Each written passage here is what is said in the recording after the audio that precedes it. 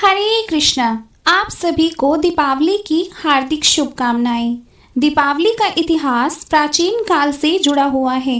रामायण के अनुसार भगवान श्री राम 14 वर्ष के वनवास के बाद अयोध्या लौटे थे और लोगों ने उनके स्वागत में दीपक जलाए थे।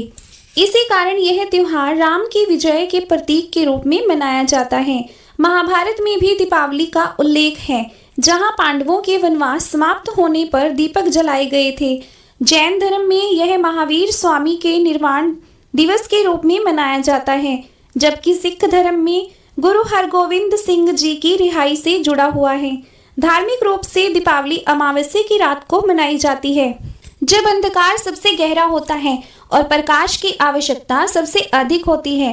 लक्ष्मी पूजा का महत्व यह है कि महालक्ष्मी धन की देवी हैं, जो घर में समृद्धि लाती हैं। गणेश जी विघ्नहर्ता हैं, जो हर कार्य की शुरुआत में पूजे जाते हैं। इनकी पूजा से न केवल आर्थिक लाभ होता है, बल्कि मानसिक शांति और पारिवारिक सुख भी प्राप्त होता है। आर्थिक दृष्टि से दीपावली नए व्यापार की शुरुआत का समय है, जहां व्यापारी नए खाते खोलते हैं और लक्ष्मी जी की कृपा भी मांगते हैं। सांस्कृतिक रूप से यह त्योहार एकता का प्रतीक है।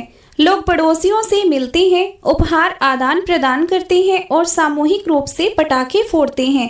लेकिन आज की इस वीडियो में हम बात करेंगे कि दिवाली के दिन माता लक्ष्मी और भगवान गणेश की ही पूजा क्यों की जाती है, और इस दिवाली आप किस तरह की पूजा करें कि माँ लक्ष्मी की कृपा आप पर बनी रहे। दोस्तों, इसके पीछे एक रोचक पौराणिक कथा है, जो हिंदू धर्म के ग्रंथों में वर्णित है।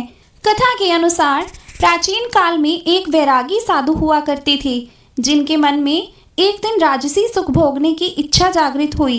इस इच्छा को पूरा करने के लिए उन्होंने माता लक्ष्मी की कठोर तपस्या शुरू कर दी। साधु प्रतिदिन नियम पूर्वक माता लक्ष्मी की आराधना करते थे। उनकी भक्ति और समर्पण से प्रसन्न होकर माता लक्ष्मी ने उनके सामने आकर दर्शन दिए।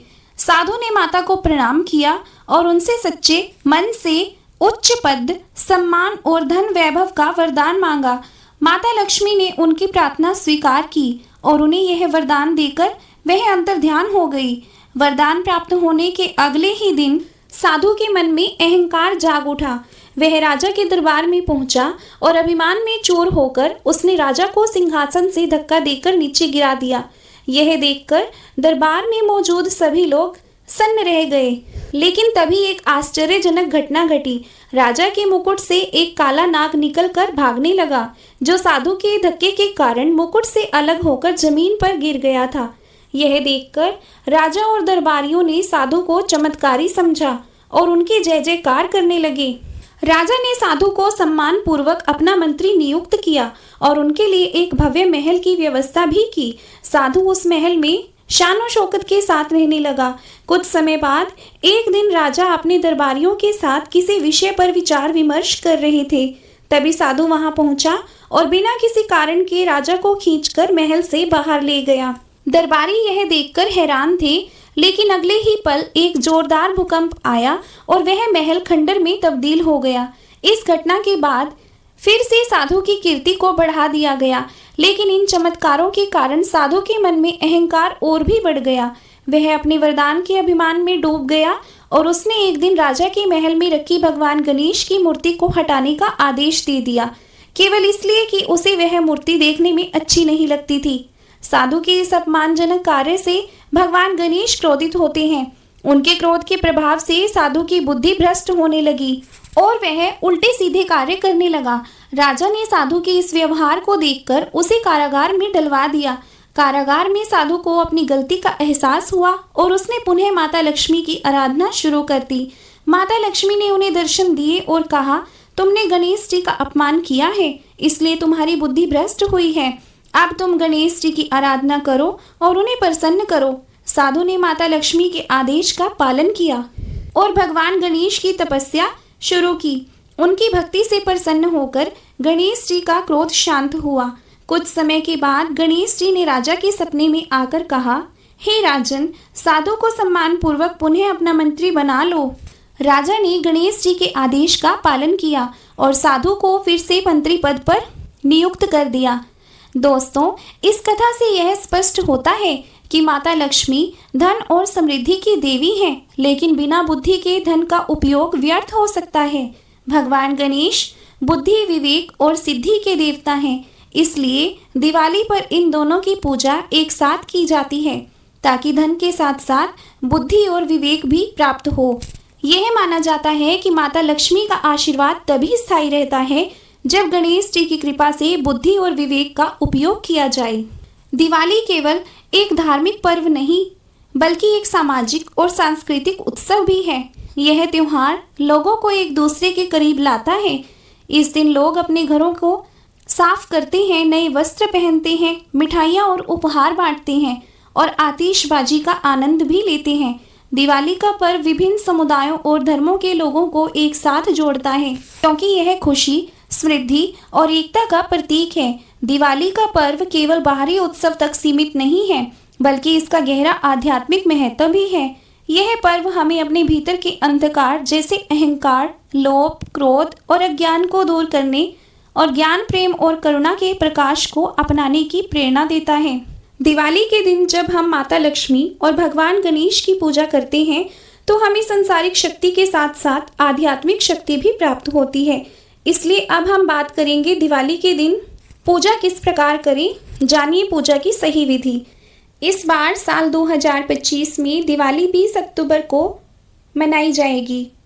अमावस्या तिथि 20 अक्टूबर को दोपहर 3:45 पर प्रारंभ होगी और 21 अक्टूबर को शाम 5:55 पर इसका समापन होगा।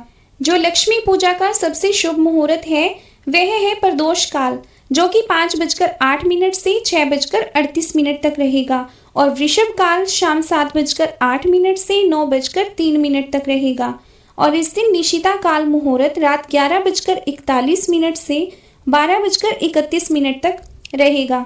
लक्ष्मी पूजन शुभ मुहूर्त में ही किया जाना चाहिए। पूजा के समय को चुनते हुए समय घर के बुजुर्ग या पंडित जी की सलाह जरूर लें। चलिए अब जानते हैं पूजा की विधि क्या होनी चाहिए।